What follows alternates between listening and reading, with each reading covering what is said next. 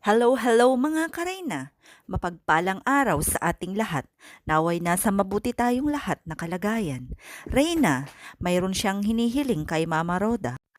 Pinagbigyan o pagbibigyan nga ba ito ni Mama Roda? Reyna, kinikilala pa ba niya ang kanyang pamilya sa Dalnak? Bago natin ituloy ang usaping ito, maraming salamat muli sa walang sawang pagsuporta sa kwento ng buhay ni Reyna at syempre sa lahat ng nag-subscribe, nagla-like at nanonood sa aking munting channel. Sana ay patuloy nating suportahan ang ating dalaga. Kamakailan sa video nga or palabas ni Mama Roda, makikita natin ang napakagandang improvement ni Reyna. Sadya nga bang masisiyahan ka kung makikita mo ngayon ang galawan ni Reyna na talaga namang dalagang-dalaga na ito at nakakaintindi na ito. Mabilis na ang kanyang pag-catch up sa kanyang tutor, ang kanyang pagbigkas ng mga salita, ang kanyang pagbabasa at ang kanyang mga galaw ay talaga namang normal na ang ating dalaga.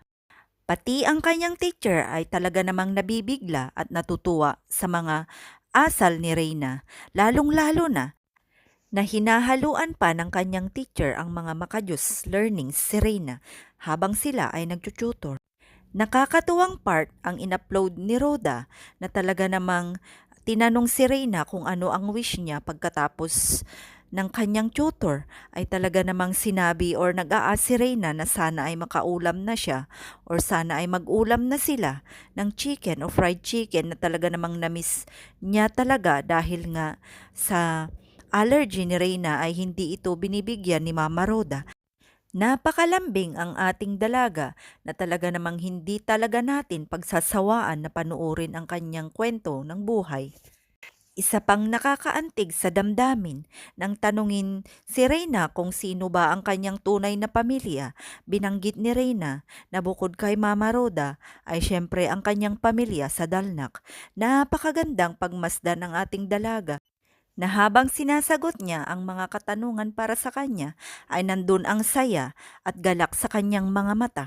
Kaya naman tuwang-tuwa ang kanyang tutor at si Mama Roda na hinding-hindi niya pa rin nakakalimutan ang pamilya niya sa Dalnak. Mga kareyna, sama-sama nating panoorin at subaybayan ang kwento ng buhay ni Reyna. Huwag nating pagsasawaan ito at sana ay lagi nating isabay sa ating mga panalangin na tuluyan na nga itong gumaling at ang ating isang mithiin ay makamit na natin para kay Reyna. At syempre ang kanyang complete healing at sana nga ay mawala na ang kanyang mga allergies upang sa ganun ay wala nang sagabal para sa ating dalaga. Maraming salamat.